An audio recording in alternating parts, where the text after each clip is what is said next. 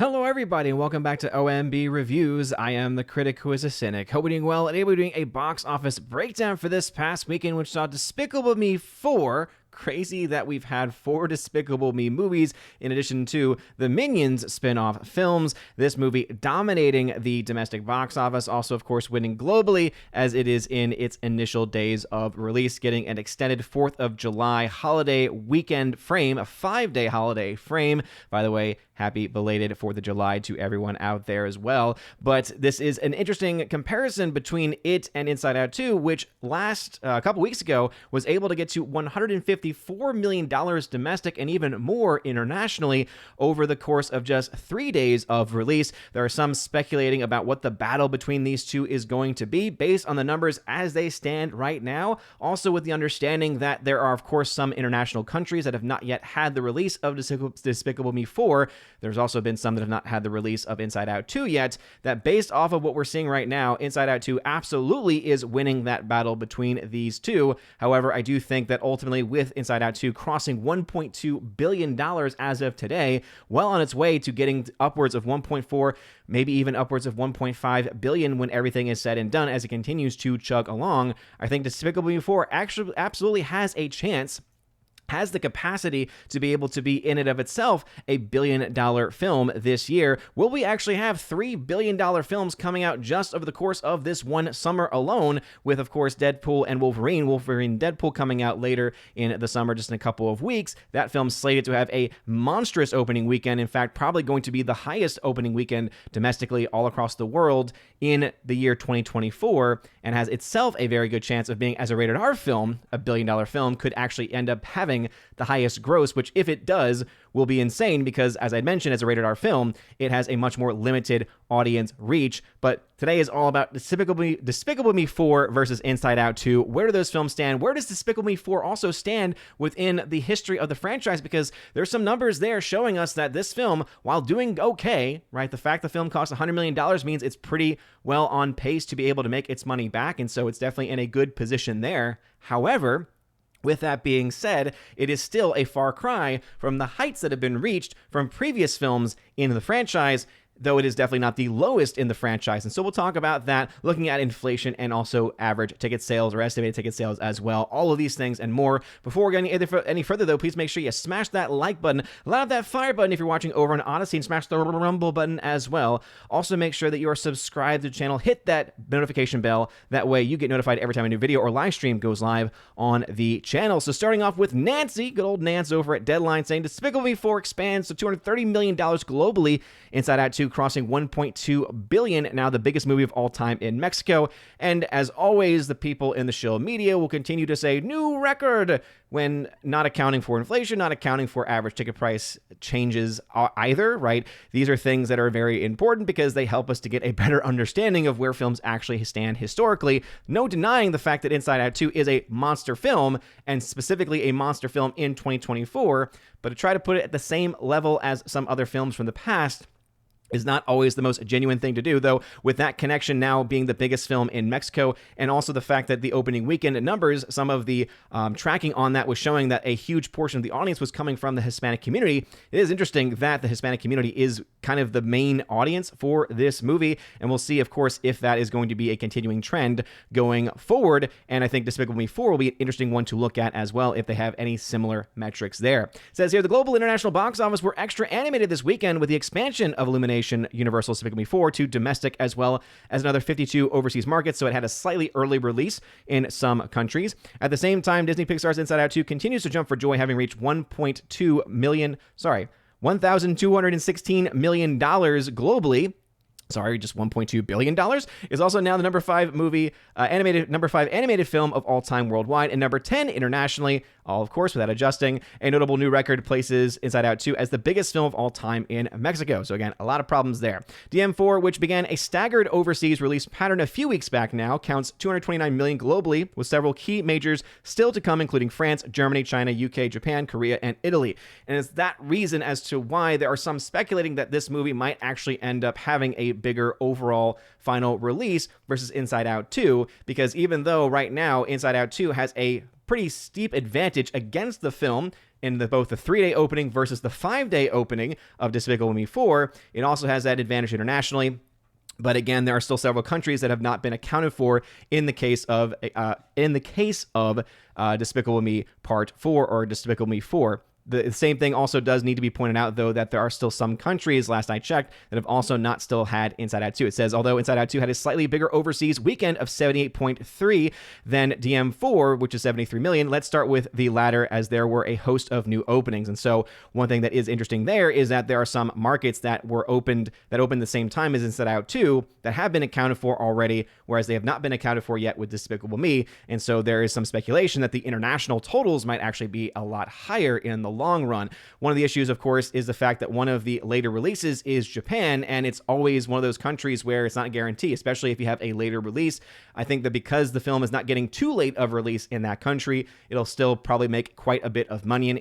I imagine Minions is still very popular, not just in Japan, but also across the world, and that I think is ultimately going to drive a lot of families, a lot of people to this movie. And that's why, even if it sounds like I'm being bad or down on this movie, don't get me wrong. This film is doing incredibly well, is doing very, very well, in fact, and versus a $100 million budget and the prospects of yet another $1 billion film so far this summer, I think right now it's in a very strong position. Tony also saying the same thing. Despicable Me 4 leaves them laughing with 122 plus 5-day over the July 4th frame. And that is, I think, though, still the factor that does need to be taken into account, is that it's only able to make $122 million over 5 days, whereas a lot of the other films that we tend to talk about are over a 3-day weekend. So it's taken this movie an extra 2 days to reach some of the heights of some of these other films. Going to the ticket sales estimate, because I know some people actually like when I break these things down, this is the entire franchise of Despicable Me, including also the Minions spin-off movies. And so if you look at this chart right here, you'll notice $122 million opening domestic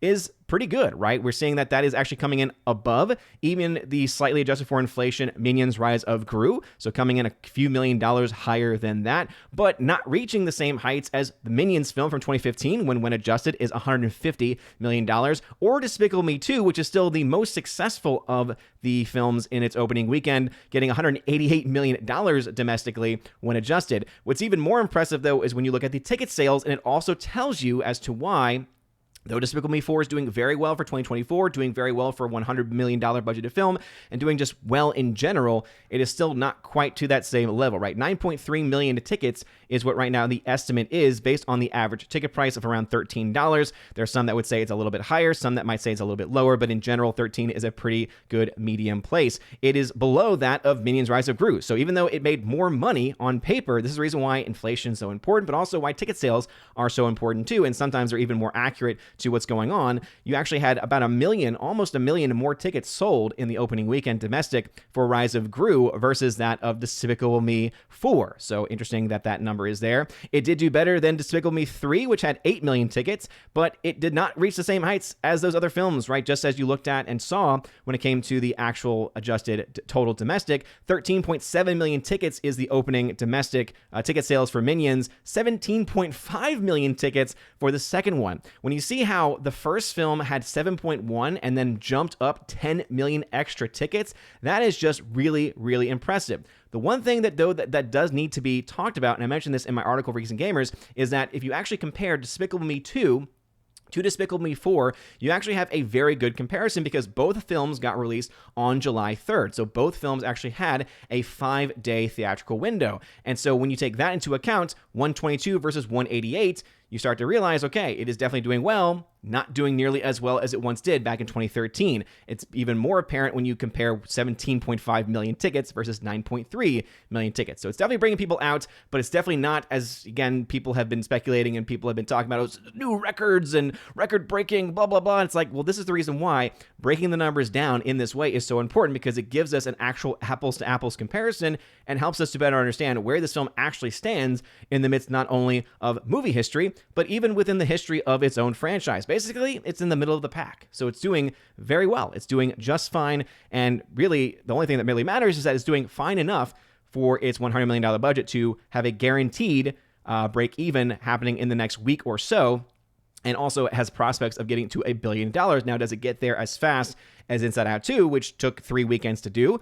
We'll have to wait and see. Based on where it's tracking right now, it's looking like if it will hit $1 billion, which I think it very likely will, it will probably come in maybe a week after that. It really depends on how it does in those countries where it has not yet released. So going over to the numbers.com's top 5 for the weekend, looking here at the domestic numbers, you can see Despicable Me 4, $75 million. Now that is the 3-day number. So the actual opening weekend, if you're going to count the full 5 days, is that $122 million number. This is also the reason why it's important to always, extrapolate these things, right? 75 million over 3 days is still pretty good, but 122 over 5 days. Still a far cry, as I mentioned, though, from that 154 3-day opening of Inside Out 2, which still was in the number 2 spot, only dropping 48% after 4 weeks. Now, vastly just going far past $500 million, now at $533 million. We're talking about a movie where it's pacing right now even has a chance of getting much higher than $600 million domestic, which is insane. When you think about where Disney has been, especially the last few years, this is quite an amazing comeback for them. I don't think anyone would have expected this film to be this successful. I know there are many who said, well, I always knew Inside Out was a very popular franchise, and so therefore I just knew it would do well.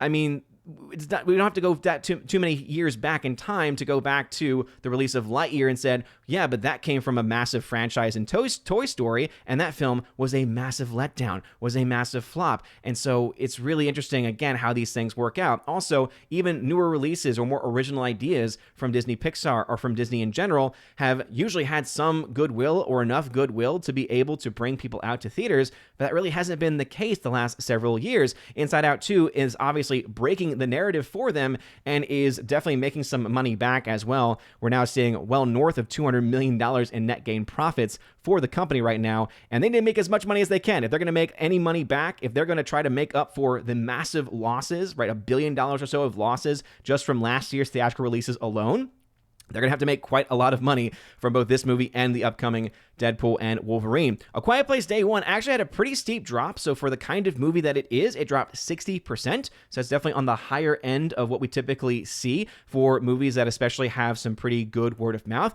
Definitely not a catastrophic drop-off, though. The film, right now, I can officially say, is tracking to actually make its money back, to be able to make some profits. Interesting as well that it's already dropped from 20 screens. Typically, you don't see week 2 numbers in theaters change all that much. Normally, most studios have a deal where the number of theaters you have is going to be the same from week 1 to week 2, and then after that, that's when the contracts between theaters and studios begins to change, and that's when you start to see more money going to the theaters versus the studios, which means studios are going to pull back from theaters because they're not making nearly as much money, not just from not as many people going to see the movie, but also because they're the split between them, it does actually change in the long run as well. Still, Quiet Place Day 1, a solid film, really liked it a lot, going to cross $100 million by the end of this week.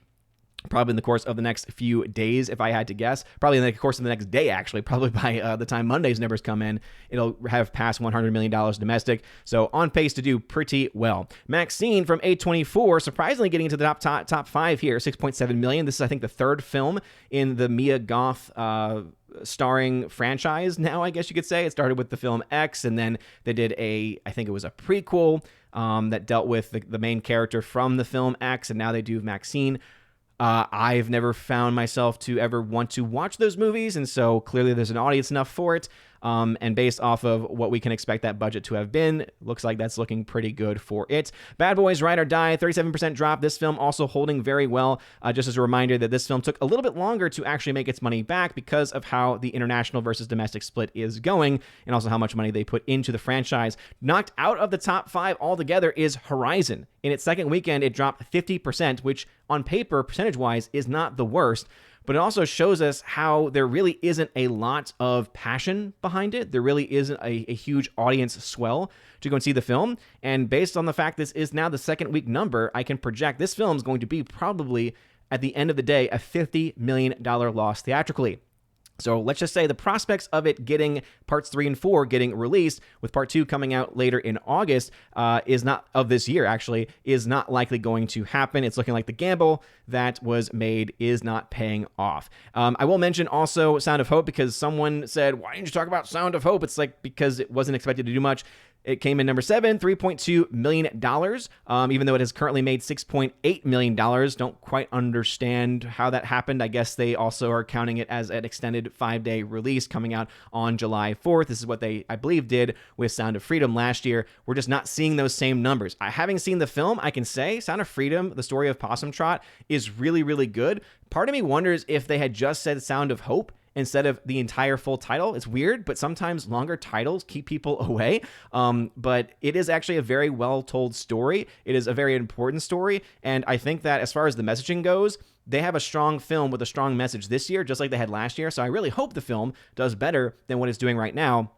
But as of right now, it is not looking like it's going to be this year's Sound of Freedom as much as I would like it to be, because there's an important message there, especially about the value of human life and the value and importance of adoption from good families. Despicable Me 4, $229 million worldwide, as I had mentioned, looking pretty good there. As of right now, they don't have the reported budget listed here, but initially the estimates were it being around $70 million budget. We know now it's actually closer to $100 million, which is about what they typically spend on these movies.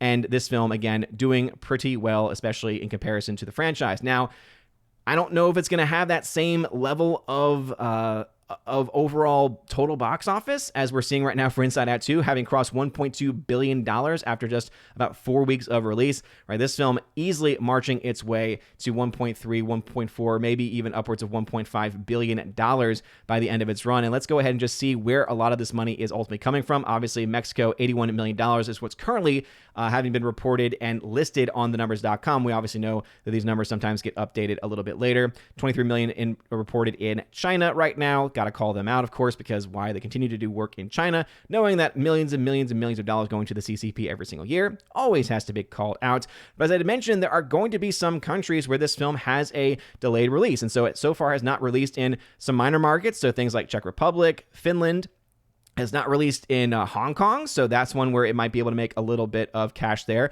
It doesn't get released in Japan until August. So as I mentioned, this is a little bit further from the release date than probably they should have had. It's interesting that typically the further from the release date, usually it does a little bit less than what was expected in that specific market. But Japan is a very weird animal. So sometimes films can do so much better than expected. They kind of go against expectations in many different ways. It's just like when everyone was like, oh man, the Super Mario Brothers movie is going to do insane numbers there. And you look at it, you're like, yeah, it did well, but it definitely didn't break the bank. It definitely didn't break massive records or anything to that extent. Because again, just because a market might be very very good for a specific movie or franchise. In that specific case, the argument was, well, it's basically a hometown movie, right? It's basically a local Japanese film, when the reality is that it wasn't, right? It was still a Western release. That does make a difference, right? If it had come directly from Nintendo, if it had come directly from a Japanese company, I think you probably would have seen those numbers be a lot higher. Because of that Western influence, I think that ultimately hurt it. In this specific case, since this is a very specific and very exclusive Western property, we can probably expect it to do typical numbers of what Pixar films tend to do in this market. And so, hey, that's again, though, money that has not yet been accounted for. Netherlands has also not come out there yet either. Sweden. So really the biggest market they have is going to be August. And so now you can see as to why I have a little bit of doubt as to some who are saying they think Despicable Me 4, because of the markets it is not yet released internationally, because of how successful it's been in the markets it has been released in, that somehow it's got a chance of beating it. As of right now, based off of where the film is trending and based off of where it still needs to release, I would say there's a much stronger argument that the film that ends up winning between that battle between Inside Out 2 and Despicable Me 4, Inside Out 2, I think, is going to have a steep advantage there because it had a huge domestic advantage with its opening weekend comparisons, the 3 days versus the 5 days. And I think that you're also going to see internationally, maybe it'll end up being a little bit closer because of those different markets. But I think that no matter what, whatever the thing that pushes them over the edge is going to be, I think Inside Out 2 is going to take the edge there. A Quiet Place Day 1, $178 million, so well on its way to crossing $200 million, probably looking at an endpoint north of $250 million. We'll talk about the projections on that in just a second. Maxine at $7.8 million, and Bad Boys Ride or Die, $360 million worldwide. And again, the release so far has been okay, and I'll explain as to why that is in just a second. So look at the numbers, because we love charts here on OMB Reviews. Let's start up first off with the films that we can now make some projections on. So after 2 weeks, Horizon, An American Saga Chapter 1 has made $22 million. Remember that this film is two parts, right? Part 1, part 2. Well, the first part has been 3 hours. The second part's going to be roughly 3 hours. So in end, almost 6 hours of content being broken up into two. The total cost for both films was $100 million. And so the budget has now been reported as being around $50 million because that's the obviously even split between the two, even though they were made at the same time. Based off of the numbers, though, $22 million means we can expect the film to make somewhere between $32 and $45 million worldwide by the end of its run. And yeah, that high end of $45 million, even if it does have a crazy run. We know that there are films that can do better than the historical standard, but the chances of that and the likelihood of that is just not that strong based on the numbers that we're seeing right now. It typically does not happen. But based off of that and the fact that it cost $50 million for this movie alone, we're looking at losses of around $50 million. So if we expect, or if we can probably extrapolate that, we'll probably get the same, if not a smaller audience for part 2 in August when that gets released. We can probably expect that film to also be about a $50 million loss then. So I think all together, when both of these films are accounted for, you're probably going to be looking close to $100 million in net losses. And that is definitely not the news that Kevin Costner or anyone else involved with the film wants to hear as far as any prospects for continuing to film, continuing to complete parts 3 and 4. If it's going to be based off of the success or failure at the box office specifically, not talking about VOD, not talking about Blu-ray 4K sales, but just theatrically, we can say right now that it essentially is a failure. What film is not a failure, though, is A Quiet Place Day 1. So after $178 million has been made in the first 2 weeks, we can project it to be $254 million in a worst-case scenario based on historical standards, and could be upwards of $356 million when all is said and done. So probably between $250 and $300 in a most likely scenario. Because the film cost only $67 million to make, that means we're projecting the film to make somewhere between $52 and $113 million in net profits at this point in time. So going to be a very successful film, probably looking at north of $80 million in net profits, which obviously pays back your budget. Doesn't quite pay back your budget plus marketing, but still a good place for them to be with a film that, compared to the rest of the films in the franchise, has definitely not been performing nearly as well in any degree. Right now, the actual RCC method, right, so taking into account 55% cut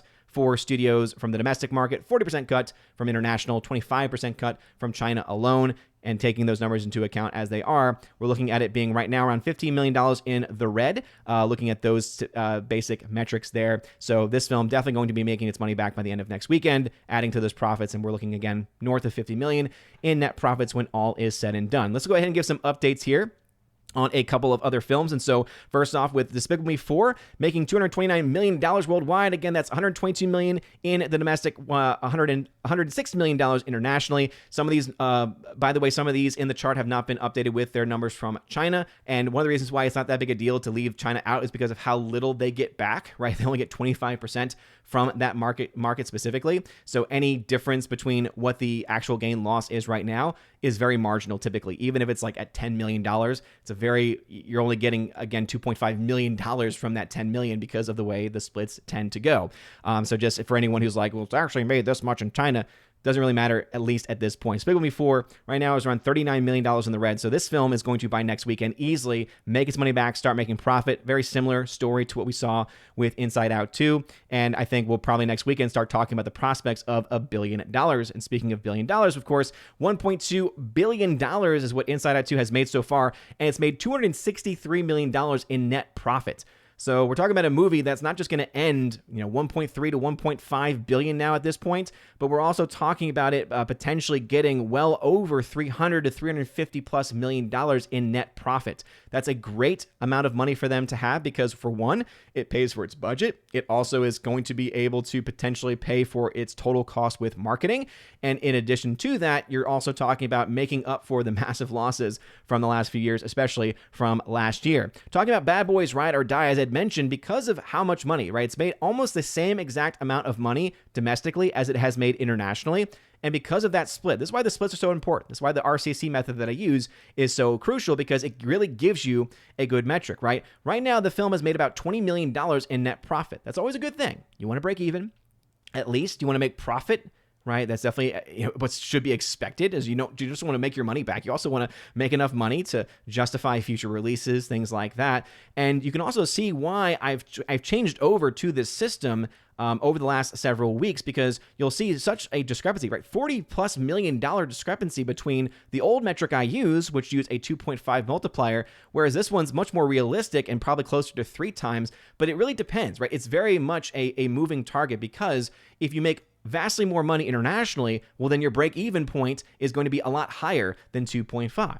Right? If you make a lot more money domestically than internationally, then your break-even is going to probably be closer to 2.5, maybe even a little bit less, really depending on how much you're spending on the overall marketing cost, which can also fluctuate from movie to movie. But I think this is a great example as to why the numbers are what they are and why I typically try to point those things out. We have some updates here. Garfield, $21 million in net profits at this point in time, so definitely not the biggest film of the year, as some suspected that it had a chance to do, but definitely still not one of the worst releases. It's not a Furiosa, which is still at $173 million in the red. There's some news outlets out there trying to spin its VOD release, saying, oh man, the VOD release has been so good for that film. I doubt it's made $173 million in VOD sales. So even if it's doing quote unquote well, it's got a long, long way to go. And I don't know if it's going to get there. And if it does, that still means a very small amount in net profits, even with those VOD profits being brought into account. Fall Guy, still over $100 million in losses. Kingdom Planet of the Apes, still at $62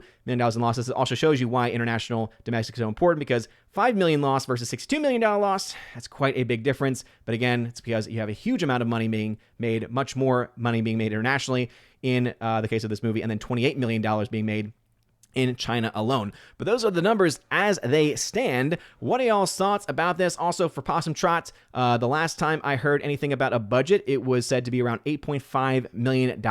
So having made $6.8 million, it's right now around $9 million in the red. I think the film will probably make its money back by the end of its run. These films tend to cost so little that they're able to essentially break even, and it usually doesn't break the bank for them with the way that they have their financial structure set up. But I can say, as of right now, based on what we're seeing, we're not likely going to have any type of Sound of Freedom going on here, though I think that based on the message in the movie and how important that message is and how well the film actually is made, I think that it should be making some, at least half of what Sound of Freedom made, but I don't think it's going to even do that much. Angel Studios has had a lot of problems marketing their movies since Sound of Freedom. Sound of Freedom was really this amazing, once-in-a-lifetime, once-in-a-generation, very rare entity where it was this small budgeted movie that was able to reach its heights. But I think it ultimately comes down to that message, which is so much more important, right? As important as the message in Sound of Hope is, Sound of Freedom's message is much more of a dire message, much more serious message being received. And though I hope Sound of Hope does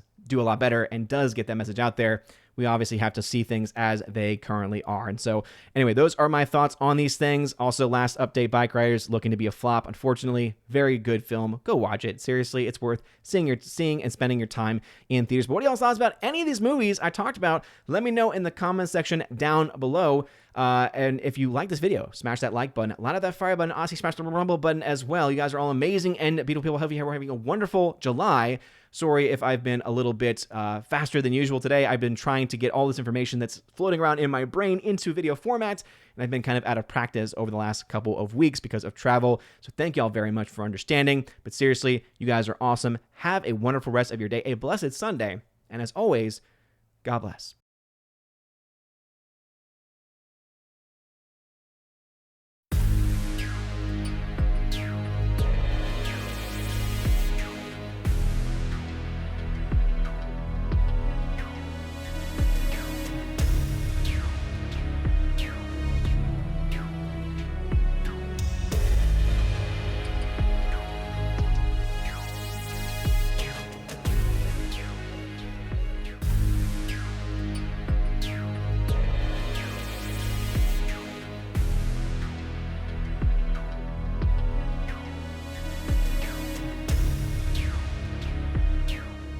And now for a huge special shout out to all of my Patreon, Subscribe Star, Locals, and YouTube members who are at the Chosen of Valhalla level. Starting off with my Patreon supporters, Father Luca Illick, Rosetta Allen, check out her YouTube channel, which is Eagle Rider, and Miss Martin Muses, check out her YouTube channel by the same name. To my Subscribe Star chosen members, Matt317, check out his Twitch channel by the same name, and also the K-Man, check him out at xtheboundaries.co, and a shout out also to my one Chosen of Valhalla YouTube member, Mr. Roy. Thank you again for being so much of a huge supporter of the channel. And to every one of my chosen members, if you want your name shouted out at the end of every live stream and video, or if you want access to things like giveaways of Blu-rays, 4Ks, etc., and access to an exclusive podcast bonus material for members, check out the links in the video description below for all of those details. You guys are amazing and beautiful people. Have a wonderful rest of your day, a blessed month of the Sacred Heart, and as always,